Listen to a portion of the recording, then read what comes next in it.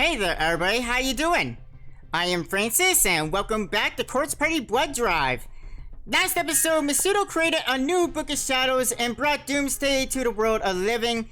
Thanks to Sachiko, Ayumi was able to escape Heavenly Host, but everybody else was left behind, and I believe Heavenly Host was collapsing, so everybody else may be dead, so that kind of sucks. So things are getting intense. This looks like the end of the road as we know it, but we did unlock a new chapter, and I don't know about you guys, but I want to see what happens next, so we're going into chapter 7 without wasting any time, and we're going to see what happens. Let's go. Determination. Well, we need determination in the state the world has fallen into. It's the end of the road as we know it. Hey, I just said the same thing, reporter. The sounds of fire trucks and patrol cars echoed through the streets. The sky was dark, the air was stale, and the many strong. Cold gusts of wind bore mass amounts of dust and debris. I didn't envy the reporter her job, as she seemed mere moments from being blown off her feet, but to her credit she persevered. Behind her there was a black shadow of an old man. Oh boy. I'm here reporting on what's been dubbed the nationwide ghost disaster state, which local representatives claim is now in effect as of last night. This string of unexplained and potentially unexplainable deaths that's been plaguing the city presently shows no signs of letting up. Yeah, it's probably stronger now since, spirits from the other world are entering this world. Yep, that's a lot more deaths. The numbers are going up. Oh boy. Suspicious and sudden demises, homicides with unknown motives, and reports of paranormal visitations are all increasing at an alarming rate.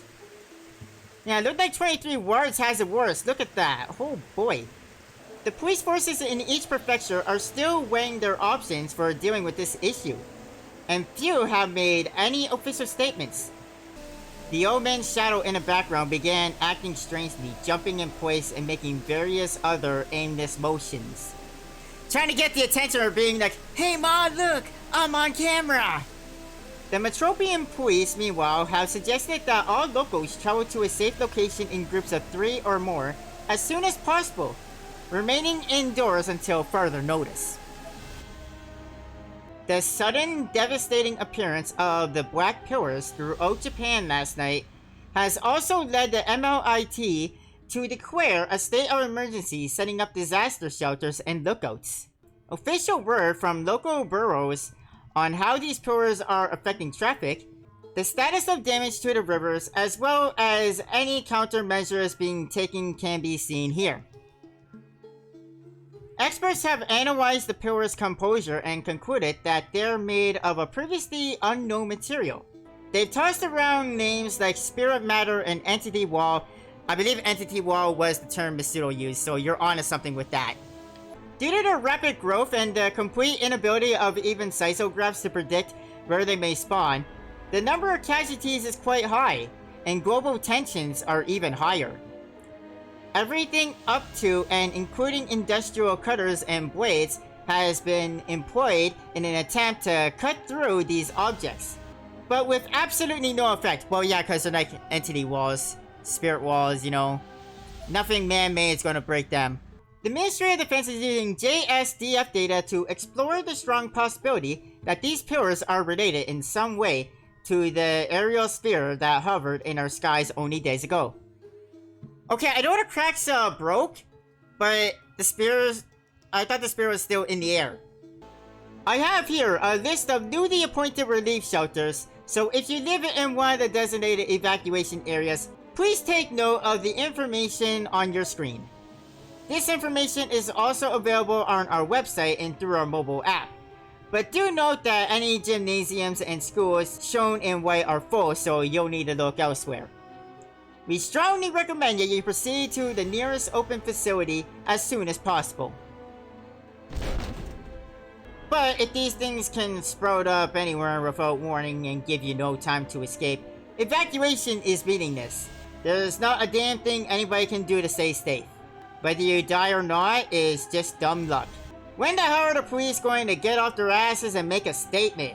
Are they scared of public outcry? Are they hiding something? What can they do though? Like, they're not trained to deal with, like, the supernatural. It's not like you can go up to a ghost and be like, hey, you're under arrest for possessing this person and for haunting this location.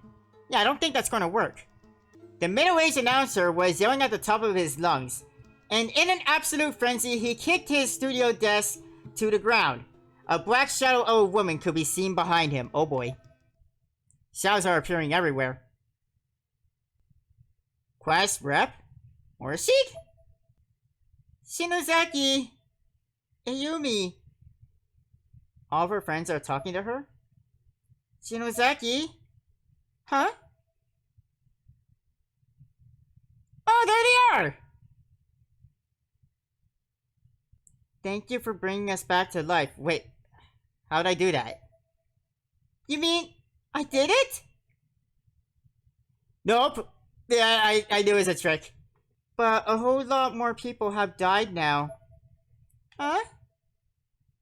The room grew dark, and each of the 4 figures who stood before me slowly melted into the blackness, becoming indistinct silhouettes. Even Mashida, Nakashima, and Kishima have died. No! You know what's sad also? Satoshi died and is unaware that his sister was there and having the host with him. Oh dear. So many people gone. What's this? Even we haven't actually been revived, huh? What was it you were trying to do again, Ayumi? No. No! I screamed and looked up. It was just a dream. I was at home watching TV. Yeah, we didn't bring our friends back. All we did was cause the death of other friends. I scrunched myself up again, putting my face to my knees. Bring them back! Bring them back! I was like a broken record with that. But it was a doomed idea from the start. Everything I've done has been pointless. So what do I do now? I thought I could revive them. I really did! I mean, if I can come back from Yoshi's house despite those injuries and losing my sister, then anybody should be able to come back. Yeah, it doesn't work that way though. You didn't literally come back from the dead. You just kinda lucked out. I raised my face from my knees, eyes red and burning. Oh jeez. Oh, that's painful on the ears. Then, as if I hadn't already had enough tragedy in my life, I heard a loud crash just outside my house. It was unmistakably a car wreck, and a rather severe one at that. Oh, don't tell me Ayumi's mother's dead too. I was wondering where she is though. The car's alarm was going off, but I was trying my best to ignore it. I didn't need this right now, so I simply wasn't going to bother with it. Sis. What do I do, sis? Sis? It's not your sister. It's probably the police telling you the news about your mother. Hello? Up next, we learned that the CEO of PL Promotions Incorporated is among those who've gone missing. Yep, she's in heavy host. Oh, I was going the right way. Okay, I was going to explore this new location, but I apparently was going the right way. The car alarm outside was still going off, and it was getting harder and harder to ignore by the second. Well, someone's knocking at the door. We can't ignore that doorbell. It's just going to keep ringing until we answer it. What? Whoever was ringing my doorbell was really, really persistent. The irregular sound brought me back to reality. I crept over to the peephole and slightly looked through it to see who'd be visiting me at this hour. On the other side of the door stood a man I didn't recognize. He had short hair and he was pressing the chime frantically, as if his life depended on it. Who is that? I was kind of creeped out. I really shouldn't open the door. Alright, then we won't. I moved away from the peephole. I think he knows we're here.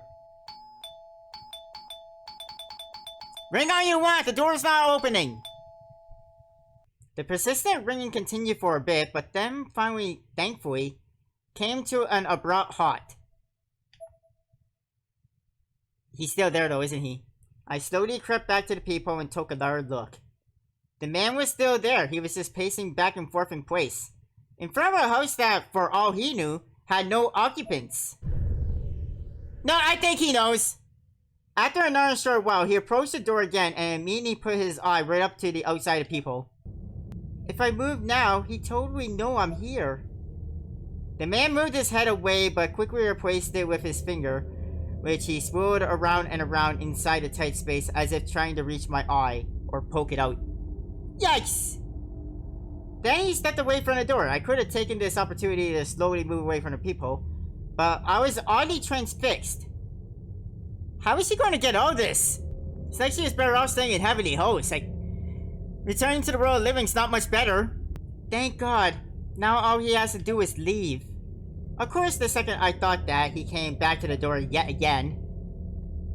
And yet again, he skipped the doorbell and went straight for the peephole. What does he want? Why isn't he saying anything? This is really creeping me out. Well, fine then. I'll just open the door and give him peace of my mind. Don't do that. I grabbed the doorknob and was moments away from following through with the plan when suddenly... Oh, Sachiko. Ayumi. Sachiko? Don't open it. What? He's dead. Sachiko? I slowly turned to look at her. The Nirvana is the world of the dead. And that world is coming here. Another car crash. You think the man was the victim of the first car crash? Then there is an oddly familiar sound. Another car accident. Again, right outside my door. This time I looked outside through the peephole and saw the man from earlier. Sandwiched between a car and the wall of one of the houses across the street. He was absolutely mangled. But after only a few minutes, the man's corpse disappeared, leaving nothing but a shadow in its place on the wall and ground alike. A black stain.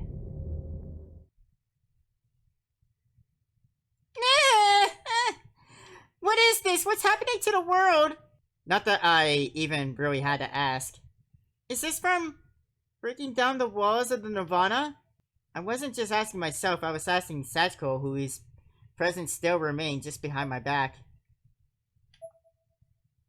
But she just looked up at me with sad eyes. That person just now was one of the deceased, and if he turned into a black stain, then... Whoa!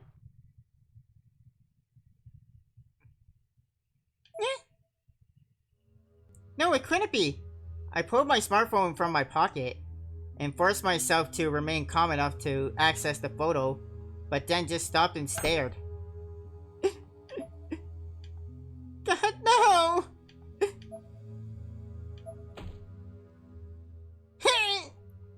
The photo displayed on my phone, which was now on the floor. Yep, everyone's dead. Well, shit! No longer had just my friends from before just blacked out faces, but Mishita, Nakashima, and Kishinuma as well. And since Misuto took Yuka to have a new host, she's gone too, and like I said, I feel bad for Satoshi, like he died and had no idea that his sister was in trouble. I pounded the floor with both hands and shuddered violently. Thou shalt repent. Oh. The end of the world is nigh. Oh. God shall not forgive those who art unclean and indiscreet. Oh. Some cultist group was speaking on TV. I guess the news must have ended at some point when I wasn't paying attention. The end of the world, huh? This time I was just plain talking to myself. Oh, Magari! You got it all in East? That's right, the end. Who'd ever thought the last remaining Yagari could have enough suicide bomber determination to dream up something like this? Magari appeared in my hallway. I had no idea how long she'd been there, nor how she got in. She works in weird, mysterious ways, and she had her own Ever After Stone. She could have left anytime she wanted. She probably left as she was falling.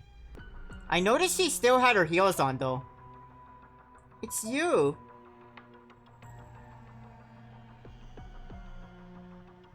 I stood up. And Sachiko was as always waiting in the wings behind me.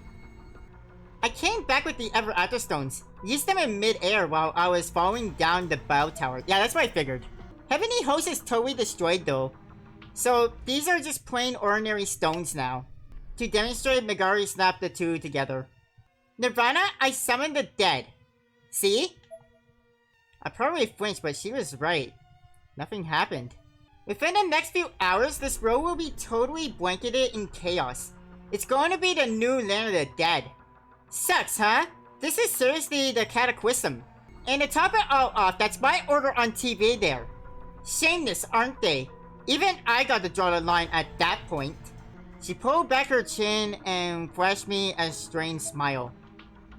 Oh yeah, your parents went crazy and joined, so you know. This day couldn't have been much worse for me.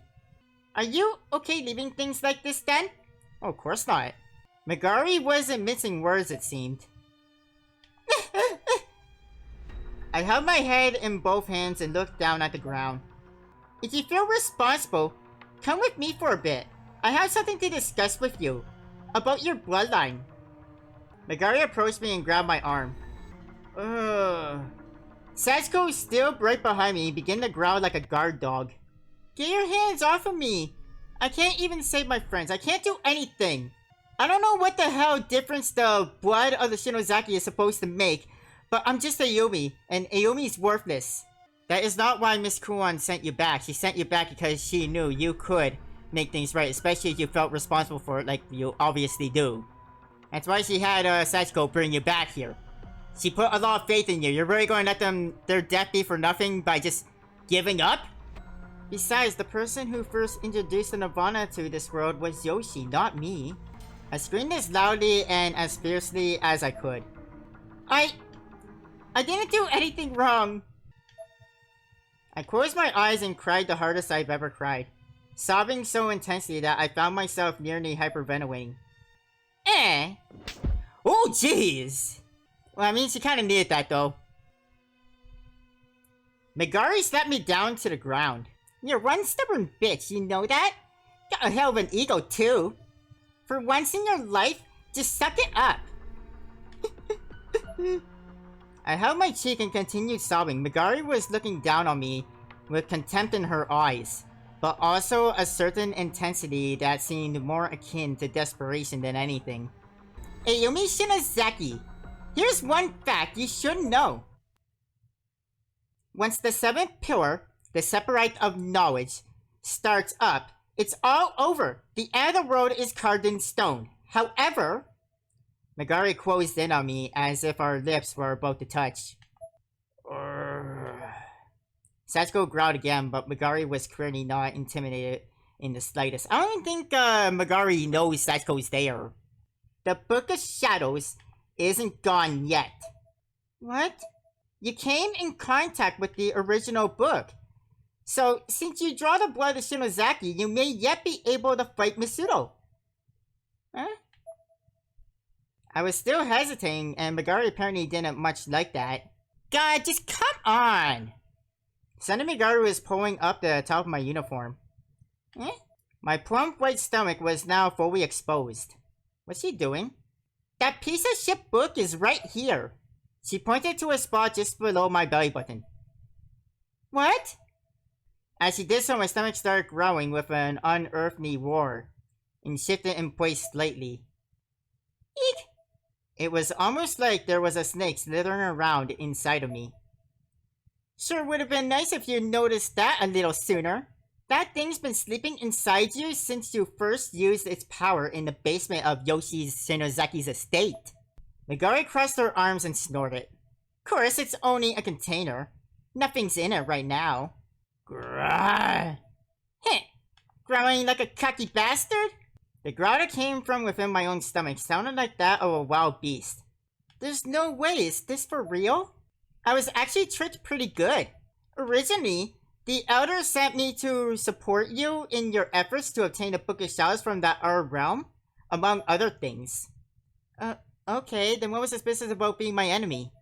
But of course, that still means I was planning on stealing it from you as soon as you get your hands on it. Well, it probably would have been better hands with you than it was in Misuto. Now though, that doesn't matter. If the world's going to pot, there's not really any meaning of becoming the heir to the Martubas anymore, is there? And that just sucks. Huh? It all goes back to Misuto. Misuto. If that little bastard thinks he's won the war, he's got another thing coming. Don't you just want to slaughter him like a pig right now? You should stop acting like such a pussy and look at all the things you're capable of. There will be time enough to abandon all your potential after you're dead. My eyes began to well up yet again. Are you saying there's still something I can do? Magari's expression turned deathly serious. Do whatever you can do to bring the Book of Shadows out of your body and gain control over it. If the book recognizes your determination, it should extract itself naturally. And if you had the power of the book at your disposal, it will lead the way right back to Misuto's nirvana. I could only stare increasingly at my abdomen. Magari took this opportunity to open my front door again to illustrate her point.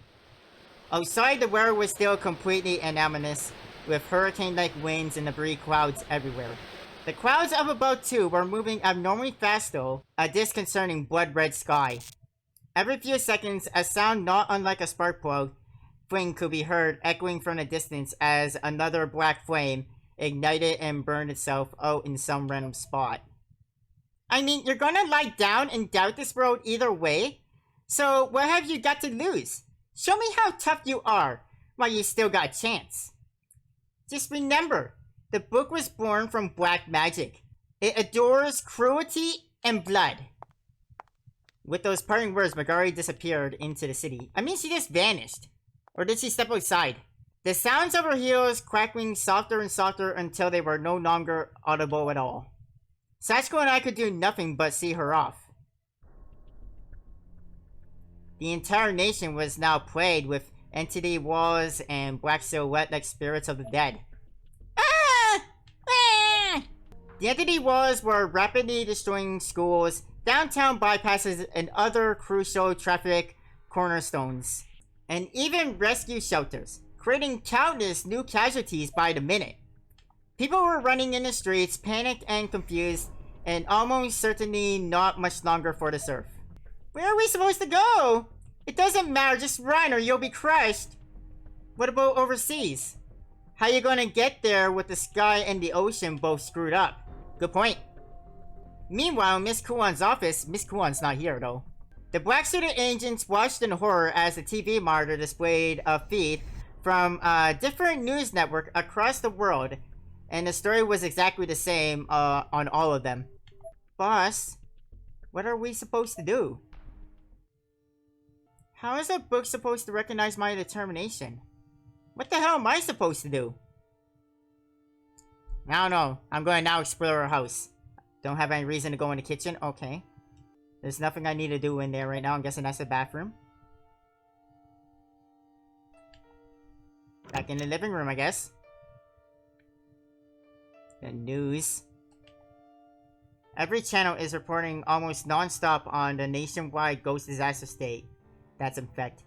Too bad no one seems to have any worthwhile information to contribute though. Yeah, they're just talking about the end of the world, you know. The reflection in the mirror looks like a whole other person.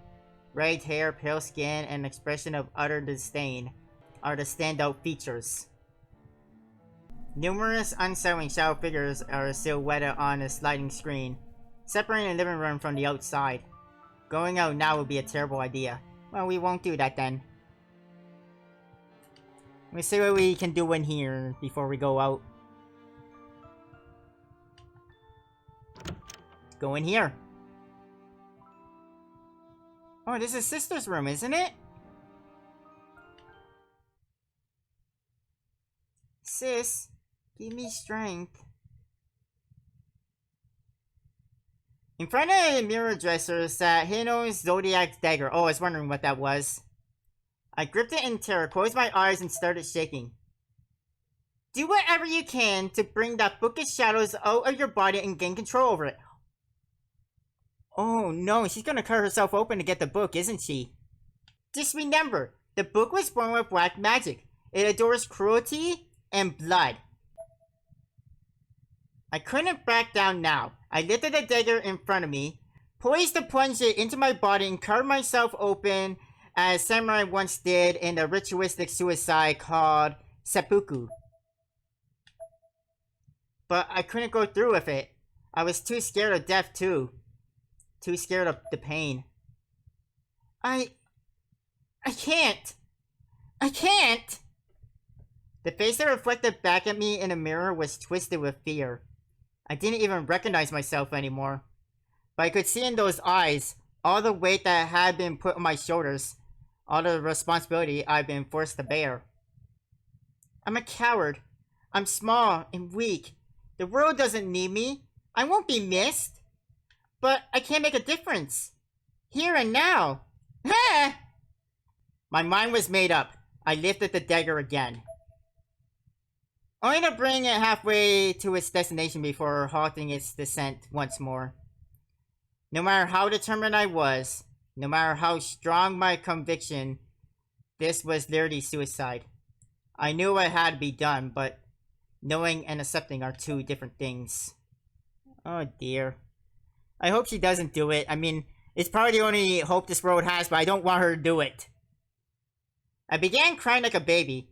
This was the most afraid I ever been in my entire life, and almost certainly the most afraid I would be. At this point, the only way I'd be able to go through with it was to clear my mind and let my arms make the motions automatically. And before I knew it, that's exactly what I did. Oh god. It's mostly because I wasn't thinking about it, or anything else for that matter, that the dagger found absolutely no resistance. It was like applying excess force to slice a cake. For a very brief moment I felt nothing, but then a convulsion started. First in my abdomen, then quickly spreading up to the rest of my body. My abdomen was now spasming and constricting involuntarily, and the rest of me wasn't faring much better. My entire body was in total chaos. What if this doesn't work though? The extent of the agony I felt at that moment was absolutely impossible to convey. It was all-encompassing. I was utterly incapable of focusing on anything else. My lower body was spewing bright red blood, thick black blood, and an unknown yellow substance, all of which were blending together into a slurry that was, at its core, my life essence. This wasn't far beyond anything I could have ever imagined. The sheer shock of it rendered my mind a jumble that I simply could not untangle. I knew there was a reason I'd done this to myself. Something I absolutely had to do. And it was crucial. But regaining enough cognitive function to do it would be a challenge. I can't do this. To cut across yet and remove the book? There's no way. My head was swimming as I tried. Beyond all reasonable measure to hang on to consciousness, just long enough to complete the task at hand. I could still see my face in the mirror, and only just, as that blood had been spurted from my abdomen, had largely gazed it over. It was a truly frightful sight, comparable to, if not more disturbing than anything I've seen in Heavenly Host. I can't do it.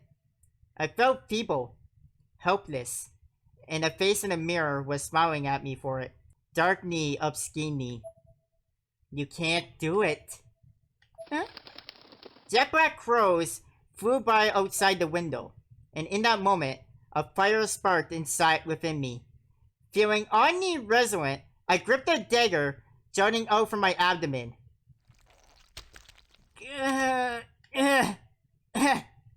And yanked it to the side with every last bit of my strength I had left in me. Oh god! The spray of blood gushing out of me became almost exponentially more violent. Most surprisingly, it seemed like equal amounts of blood were rushing to my brain as well, and the effect was a feeling like the blood vessels in my head were on the verge of bursting.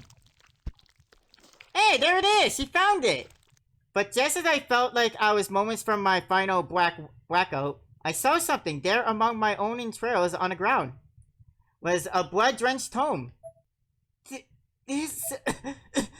It was the Book of Shadows, without question. And, well, she died. My vision blurred from the intense loss of blood and even more intense pain. I fell forward, unable to maintain any semblance of balance any longer. And I landed right on it. With a loud, warm, and unpleasant splash, my face planted firmly into the book, which was streaming under the cold temperature difference of my viscera. Huh? Sachiko, did you save me? I woke with a start. I was still in Hino's room. Instinctively and frantically, I looked down my abdomen. There I saw a scar resembling the ones I almost died from during the blowback at Yoshi Shinozaki's house. Runic lettering and all. But that was it. The bleeding had stopped. In fact, there was no blood anywhere in the room. And on the floor in front of me sat the Book of Shadows. Not a copy, but the original, the real thing. This is... I slowly touched it. And from behind me, Sachiko spoke. The book has acknowledged you as its owner. She was staring at me with docile, almost reverent look in her eyes. Huh? I picked up the book and looked at it. Fear and awe running through my now queer head. Grrr. It grumbled a bit, darting its eyes back and forth eventually. It seemed to settle on a specific location, looking its gaze. Grrr. It seemed to be looking out the window. Hmm? What do you want out there, Mr. Book? What is that? Oh, the beam of light! Good question. Most likely the entrance to the Nirvana. Wait, Kisaragi Academy is in that direction. Well, Kisaragi used to be Heavenly Host. Oh, I think your parents have fallen to the darkening. Dad, Mom, thank goodness. I was worried sick about... The world has ended. The world has ended. Dad? Mom? They fall into the darkening. You know what that means. You've been the Heavenly Host. The world has ended. The world has ended. Dad and Mom just repeat the same line over and over again, like a broken tape recorder. Dad. Mom. Yeah, they fall into the darkening.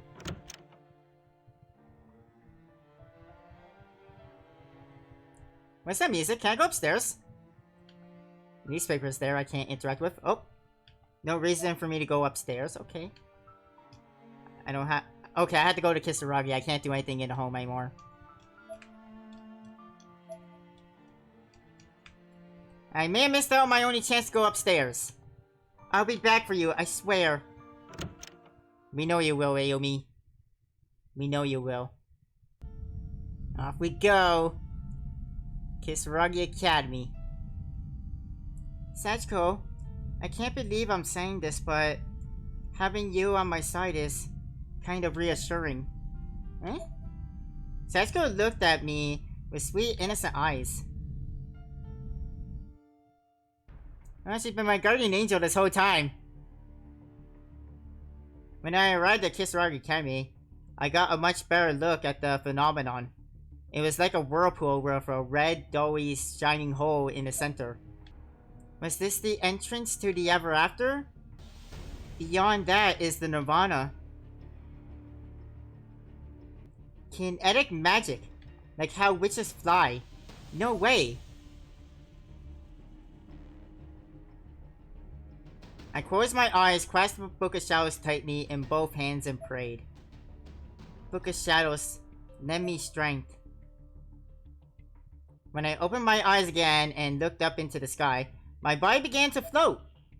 I was in control of the Book of Shadows. I was a legitimate practitioner of magic now. This moment felt almost like an awakening to endless new possibilities. I'm actually flying! Wow! And right next to me, flying by my side, was Sachiko.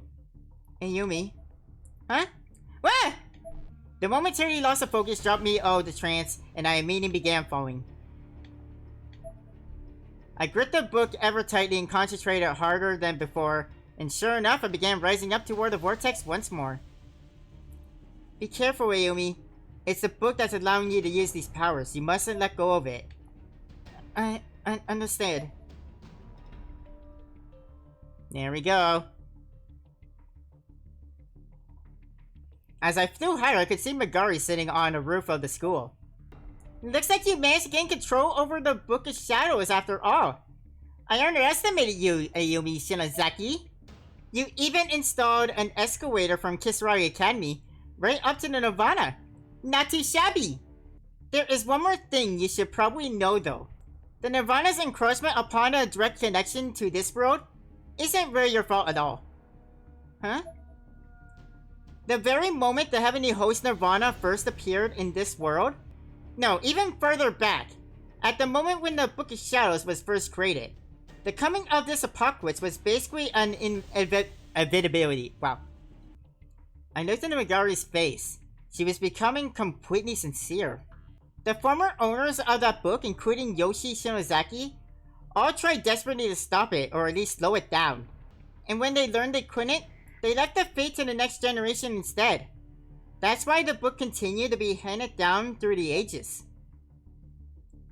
I see. What that means is this all would have happened anyways, with or without you. Say for one thing, your actions resulting in Power of Nirvana being handed over to Misuto, the surviving member of the Magari cult. And you do need to take responsibility for that. Responsibility? You have the real Book of Shadows.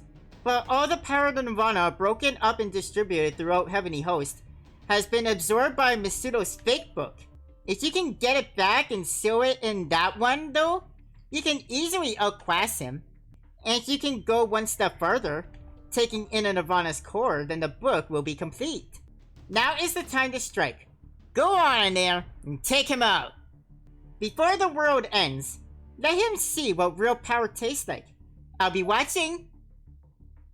Thank you, Magari. Magari grew smaller as I climbed higher and higher, and as I looked up, I could see the threshold looming ever larger, poised as if to wrap itself around me. Ayumi? Are you scared? Are you scared of dying? Of course she is. I don't know. Am I? I smiled at her, and to my surprise, it was a genuine smile. Somehow or another, I was feeling very calm. Sachiko looked at me with wide eyes. What's wrong? She turned away briefly, then looked over at me once more. It almost seemed like in that brief moment, she changed expressions in much the way someone would change a suit. Ayumi, what you should be scared of is Sachi, and the person in Nirvana's core. Don't let your guard down. The person in the Nirvana's core? It isn't Misuto? Huh? There's someone else. Huh? I looked back up to find myself practically right on top of the hole in the sky, and stood in front of the abnormally huge red moon.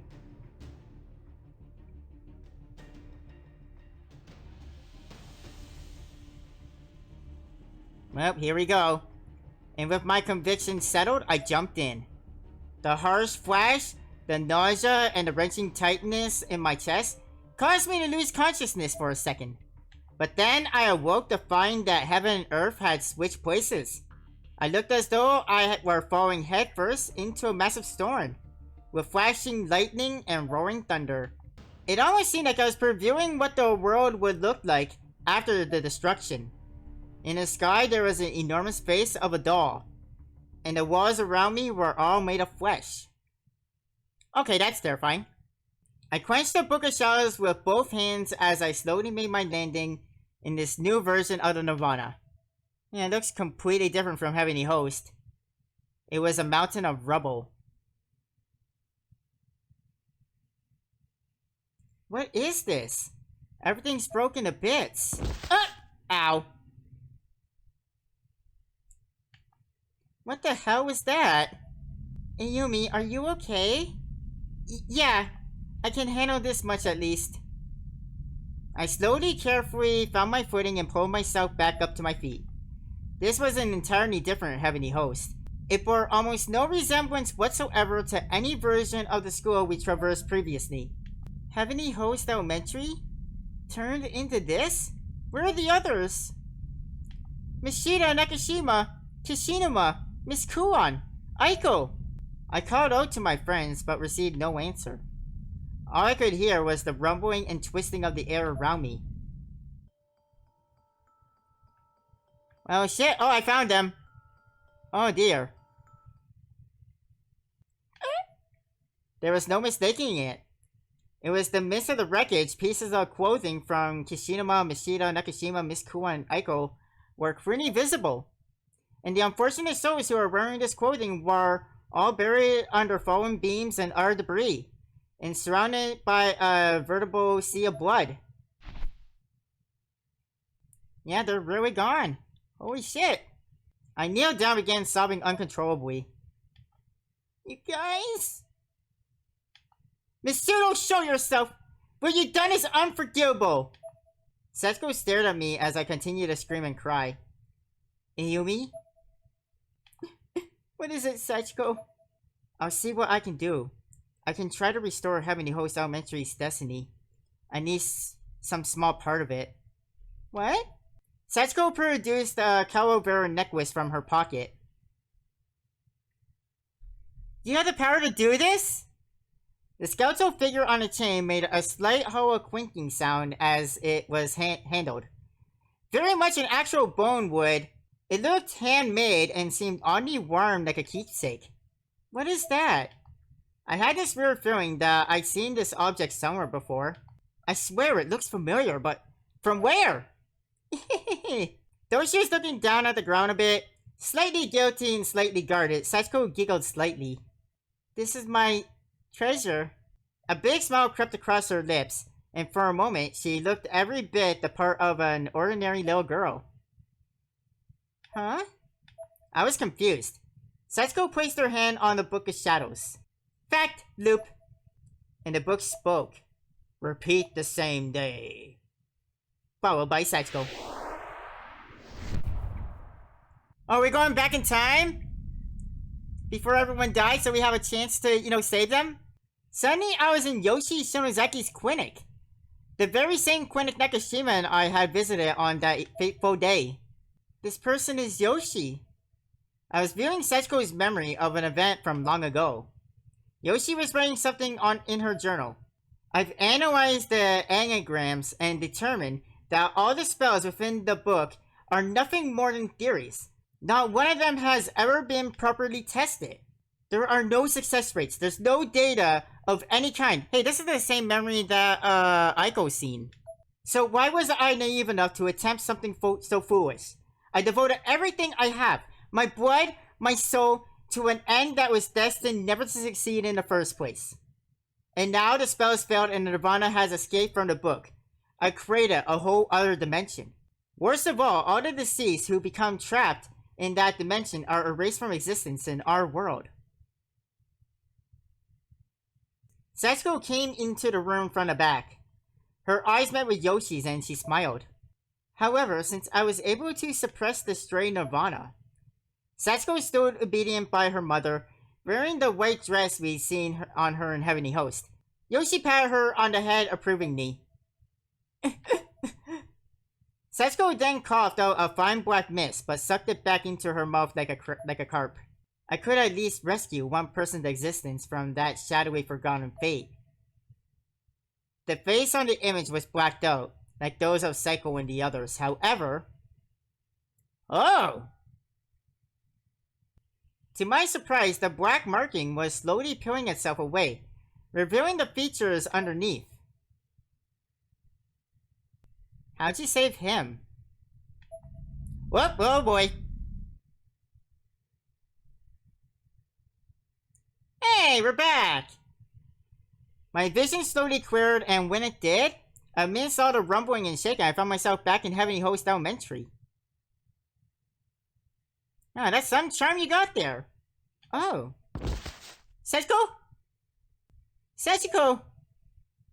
Without thinking, I picked her up and held her limp-like body in my arms. She must have used up her spirit energy, and she was clearly drained. She was breathing, but only very lightly. Poor girl seems to be in pain. Wait, am I actually holding Sachiko? Sachiko is real? She had to have been, or I wouldn't have been able to hold onto her like this. She seemed injured, but not in any traditional manner.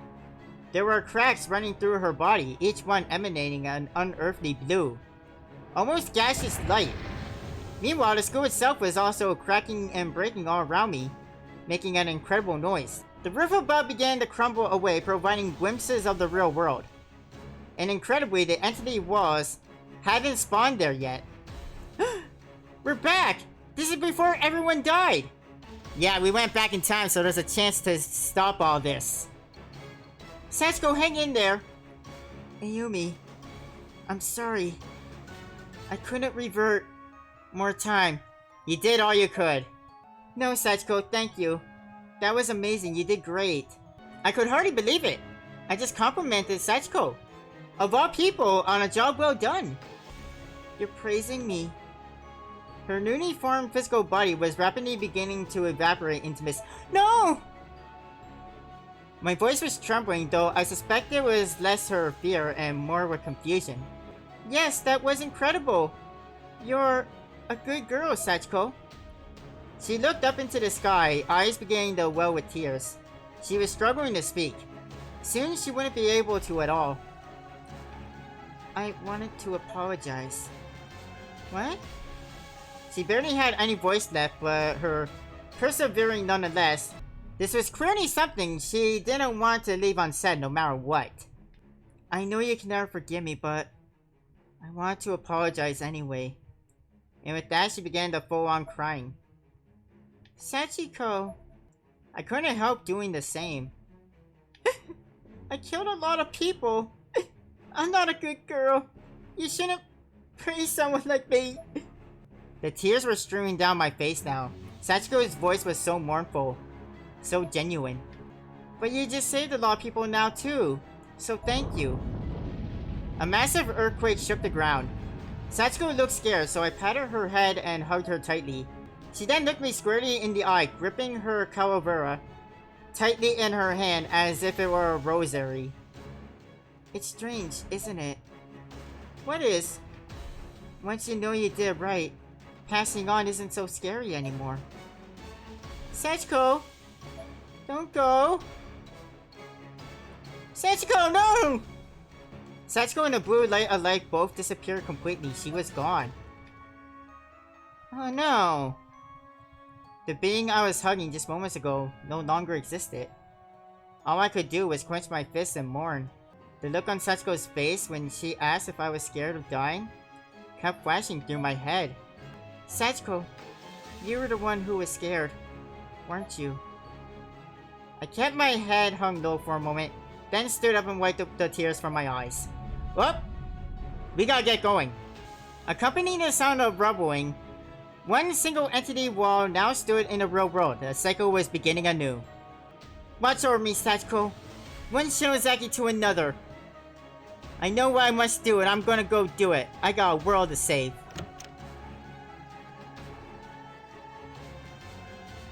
Oh, and there's Sachi. Praise. Good girl. Unfair, Sachiko.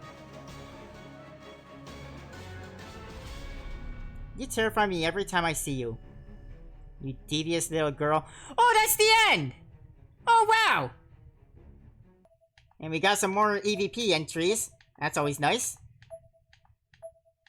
And we got extra chapter 5! We're getting those extra chapters. Yeah, I want to save my system data. Alright, so Sachiko used the last of her life force to turn back the clock. So now we have a chance to save everybody. Let's not let this opportunity that Sachiko gave us go to waste. And we're going to fix things, but we're going to be doing that in the next episode. Thank you everybody for joining me and coming to Corpse Party Blood Drive. Hope you guys are enjoying this. And I'll see you guys next time. Thank you so much for joining me.